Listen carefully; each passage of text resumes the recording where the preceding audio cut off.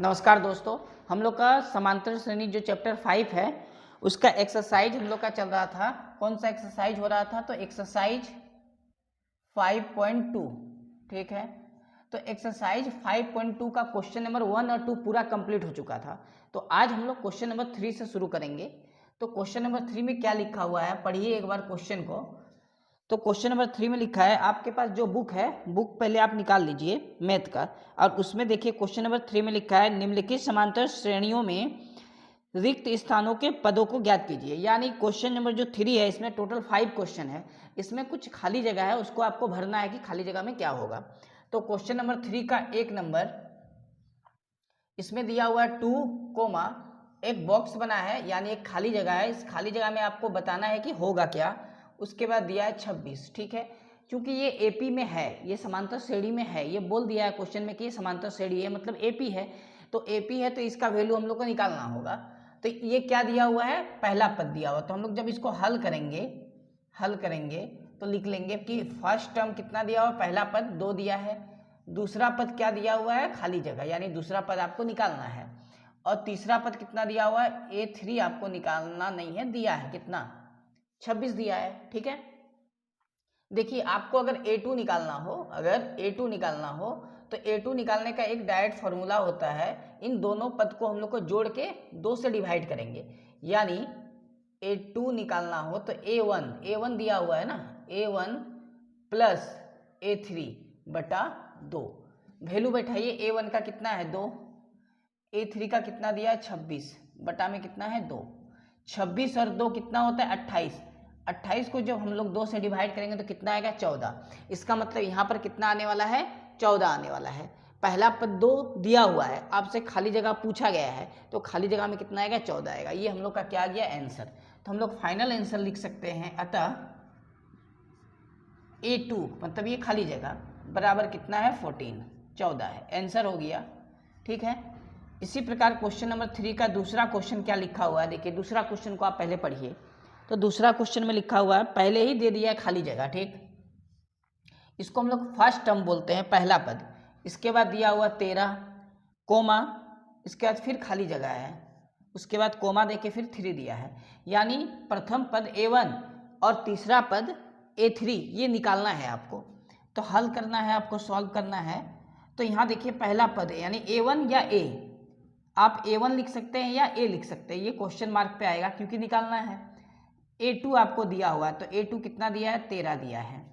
A3 निकालना है, तो A3 equal to question mark, और A4 भी दिया हुआ है, तो A4 बराबर 3 दिया है। ये जो A2 का वैल्यू दिया हुआ है और ये जो A4 का वैल्यू दिया है, इससे हम लोग समीकरण बनाएंगे और उससे सॉल्व कर लेंगे, तो हम लोग का A1 और A3 का वैल्यू निकल आएगा।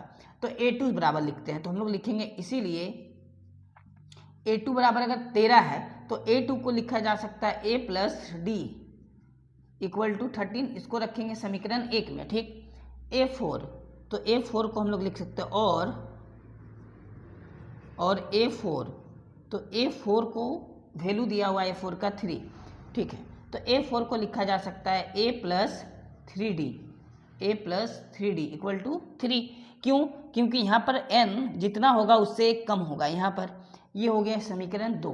तो हम लोग समीकरण 1 और 2 को सॉल्व करेंगे, तो आपको लिखना है समीकरण 1 और 2 से, समीकरण 1 और 2 से। ठीक है, समीकरण 1 और 2 से हम लोग सॉल्व करते हैं, इधर कर लेते हैं सॉल्व को। तो समीकरण 1 में क्या लिखा हुआ है? समीकरण 1 में लिखा है A plus d equal to 13।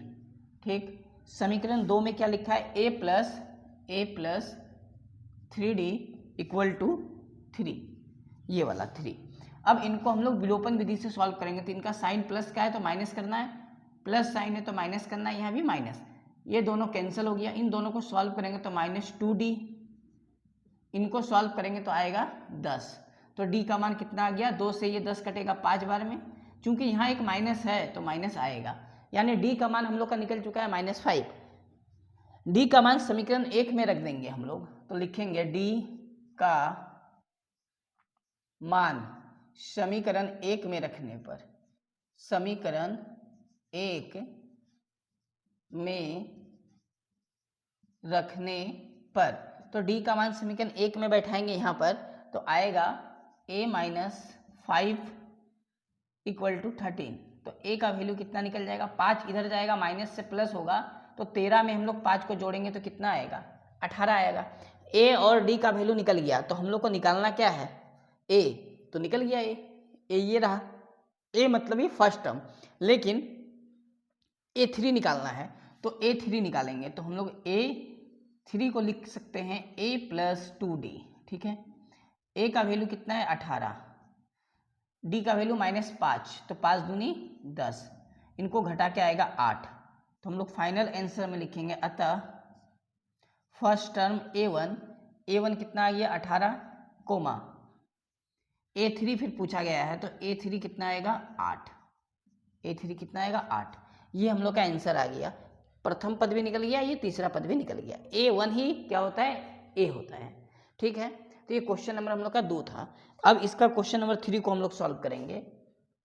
Question number 3 देखिए, क्वेश्चन नंबर 3 में लिखा है 5 कोमा, एक खाली जगह है, फिर जस्ट इसके बाद भी एक खाली जगह है, फिर इसके बाद दिया हुआ है 9.1/2, ठीक है।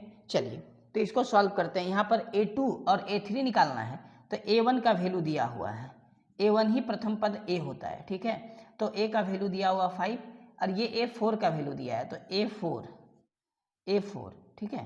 तो a4 हम लोग लिख सकते हैं, a4 को, अच्छा a4 का पहले वैल्यू आपको लिख लेना है जो दिया गया है, और a4 को लिखा जा सकता है a प्लस 3d, गुना करके इसको पूर्णांक को बटा में लिखना है, 2 9 18 और 1 19, बटा में 2 आया, a का वैल्यू 5 यहाँ बैठा देंगे तो d का मान आ जाएगा, तो a का वैल्यू कितना है 5 बैठा दिए, प्लस 3d बराबर 18 और 1 19 हुआ था ना, 19/2, ये वाला 9 दूनी 18 और 1 19/2 आया।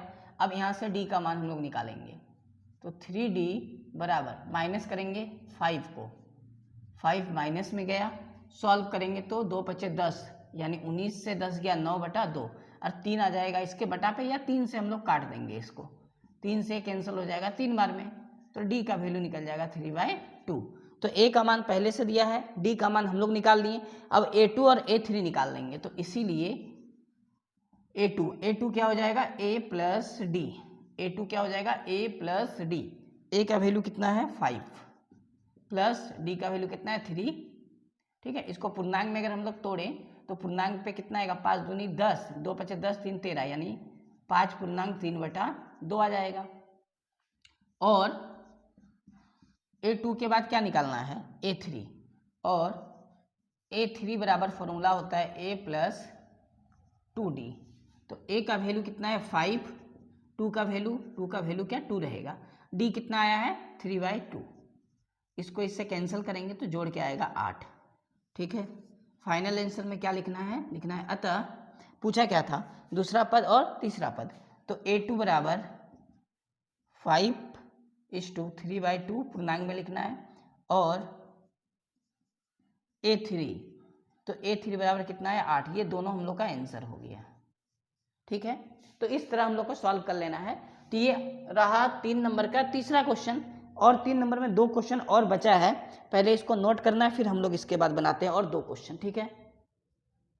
हम लोग का बनेगा क्वेश्चन नंबर 3 तक हो गया था, 4 नंबर क्वेश्चन, ठीक है। तो 3 का 4, इसमें दिया हुआ -4, इसके बाद लगातार 4 बार खाली जगह है, 1 2 3 4, ठीक है। इसके बाद दिया हुआ है 6, यानी a1 पता है, a2 a3 a4 a5 निकालना है, a6 पता है, ठीक है।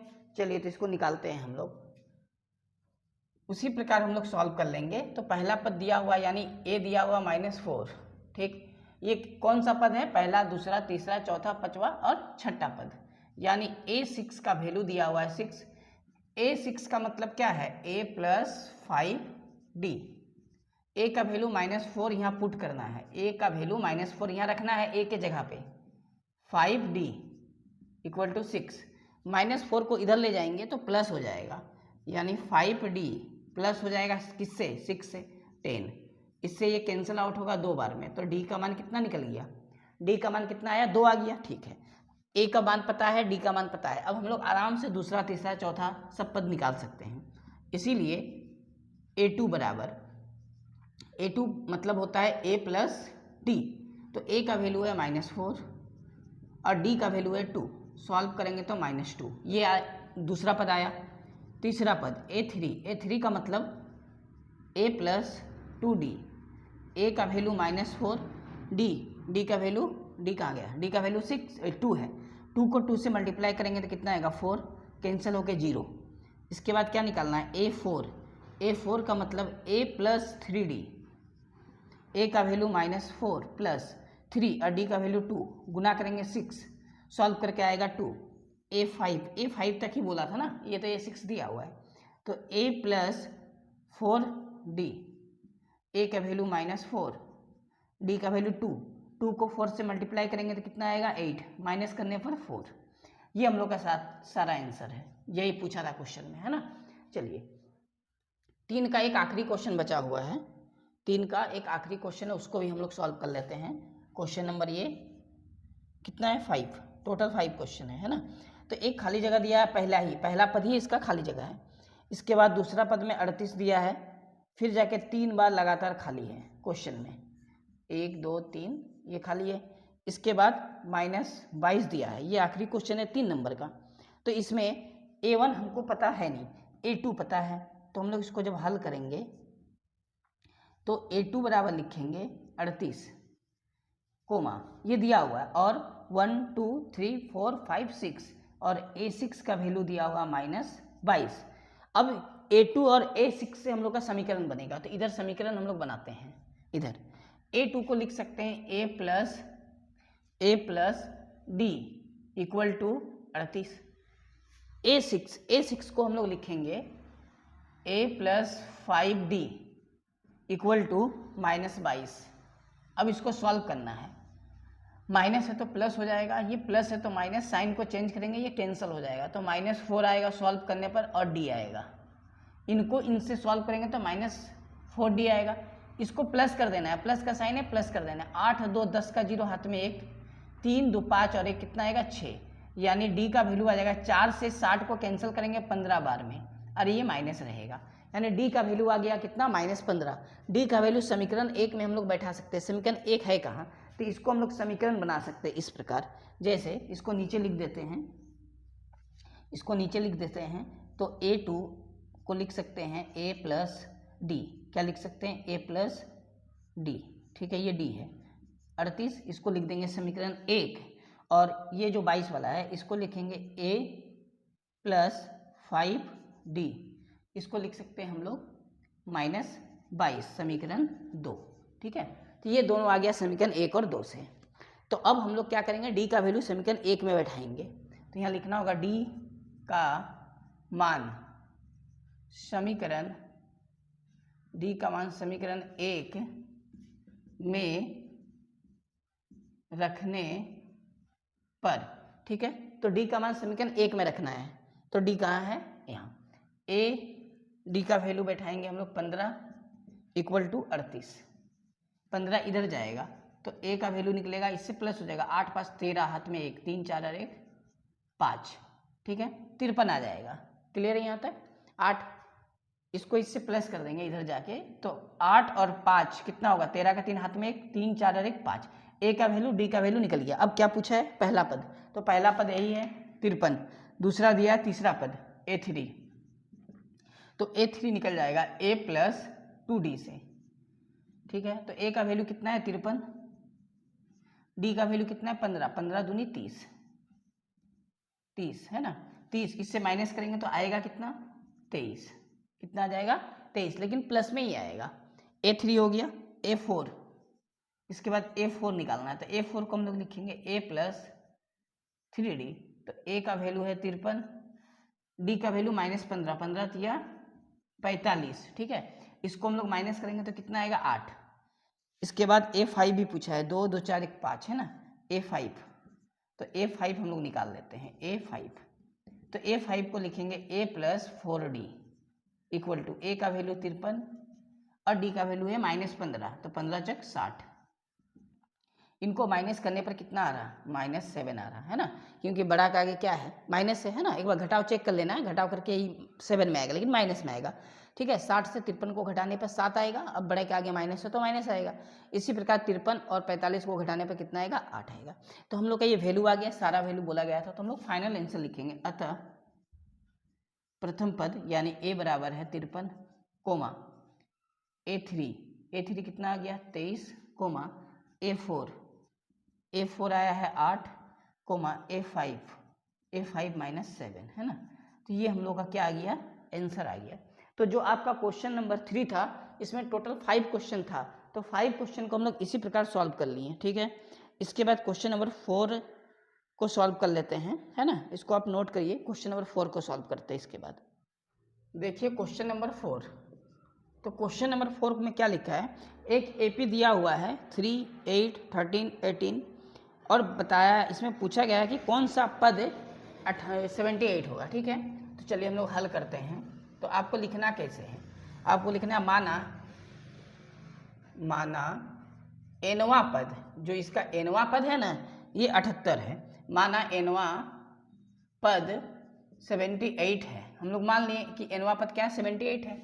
अब देखिए, इसीलिए यहाँ दिया क्या है, तो a का वैल्यू दिया हुआ है 3 कोमा, हम लोग d का वैल्यू निकालेंगे तो दूसरा पद 8 है, पहला पद 3 है, माइनस करने पर 5 आएगा। और n का वैल्यू कितना दिया, एनवा पद है ना, n का वैल्यू दिया हुआ, ये n माने हैं हम लोग, तो n का वैल्यू कितना है 78 है। अब से पद पूछा है आपका, है ना, तो माना एनवा पद है, एनवा पद को ऐसे नहीं लिखेंगे, एनवा पद को हम लोग ऐसे लिखेंगे an, ठीक है। अब देखिए फॉर्मूला होता है an का वैल्यू तो 78 है, तो an के नीचे an का फॉर्मूला लिखना है। तो an का फॉर्मूला होता है a प्लस n-1 d बराबर 78, है ना। अब इसमें वैल्यू बैठाएंगे, a का वैल्यू कितना है 3, n कितना है, n ही तो निकालना है, n वापस है ना, n निकालना है। तो d का वैल्यू दिया होगा, d कितना है 5, 78, 3 को इससे माइनस कर देंगे तो n-1 है और गुना में 5 है, 3 इधर जाके इससे माइनस होगा तो कितना आएगा 75, है ना। तो ये 5 से 75 काट सकते हैं, 15 × 5 = 75, कितना बार में, 15 बार में। तो n-1 बराबर कितना आ गया 15, तो इसीलिए एक इधर जाएगा तो क्या हो जाएगा +16, है ना। तो 16वां पद क्या हो सकता है इसका 78, तो हम लोग लिखेंगे अतः 16वां पद 78 है। 16वां पद क्या है 78, आंसर आएगा आपका 16वां पद। बात समझ में आ गया यहाँ तक। चलिए, तो अब देखिए क्वेश्चन नंबर 5 को यहाँ हम लोग सॉल्व करेंगे। क्वेश्चन नंबर 5, तो क्वेश्चन नंबर 5 में टोटल 2 क्वेश्चन है। इसमें बोला है निम्नलिखित समांतर श्रेणियों में से प्रत्येक श्रेणी में कितने पद हैं। फिर से देखिए आपको पद बोला है, यानी n का ही मान निकालना है। और ये जो आखिरी पद दिया है ना 205, वो an का वैल्यू दिया है, l का वैल्यू दिया है। तो हम लोग को देखिए 1 नंबर जब सॉल्व करेंगे, 1 नंबर को हल करेंगे तो लिख लेंगे पहले प्रथम पद, a का वैल्यू कितना है 7 कोमा d निकालना होगा, तो d कैसे निकलेगा, दूसरा पद यानी 13 को प्रथम पद यानी 7 से माइनस करके तो 6 आएगा। और ये an का मान दिया हुआ है 205 दिया है ना, तो an बराबर अगर 205 दिया है तो हम लोग इसीलिए an का फॉर्मूला लिख सकते हैं a प्लस n-1 d बराबर 205। बात यहाँ तक समझ में आया। अब इसमें मान बैठाएंगे और n का वैल्यू निकालेंगे, तो इधर मान बैठाते हैं, इम्प्लाइज a का वैल्यू कितना है 7, तो यहाँ पर हम लोग लिखेंगे 7 प्लस n का वैल्यू तो निकालना है ना, तो n को छोड़ना है, d का वैल्यू कितना है 6, तो n-1 और d का वैल्यू कितना है, ये इंटू में है 6, और बराबर के बाद क्या बचा 205 है बराबर के बाद, ठीक है। अब इसको सॉल्व करते हैं, 7 इधर ले जाके घटा देना है 7 को, तो n-1 गुना 6, 7 को जब इससे हम लोग घटाएंगे, ठीक है, तो आएगा कितना 198। आप 7 को माइनस करिए 205 से, क्यों, क्योंकि 7 प्लस में इधर जाएगा तो माइनस होगा, आएगा कितना 205। 6 से इसको काट सकते हैं हम लोग कितनी बार में, 6 तिया 18, 6 तिया 18, 33, तो n बराबर कितना हो जाएगा 33, और ये एक बचा है ना माइनस में, इधर आके प्लस होगा यानी 34, ये आंसर हो गया। n का मान कितना निकल गया 34, ठीक है। और आपसे पूछा भी क्या था कितने पद हैं, तो पद टोटल कितने पद हैं 34 पद हैं। अब इसमें दूसरा क्वेश्चन भी है ना, 5 में 2 क्वेश्चन है, तो 5 में जो 2 क्वेश्चन है इसका दूसरा क्वेश्चन देखिए क्या दिया है, 18 दिया है, 15.1/2 है, फिर 13 है, और आखिरी पद जो है जिसको हम लोग एल भी बोल सकते हैं या an भी बोल सकते हैं वो है -47।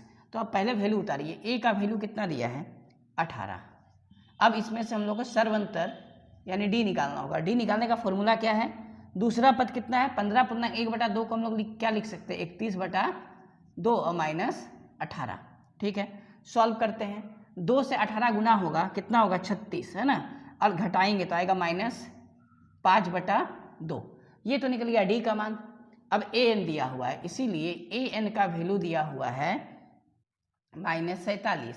ठीक है, ये ए एन का वैल्यू है, एन का वैल्यू निकालना है एन का, तो एन के नीचे ए एन का फॉर्मूला बैठाएंगे। तो ए एन का फॉर्मूला होता है a + n-1 d बराबर -47।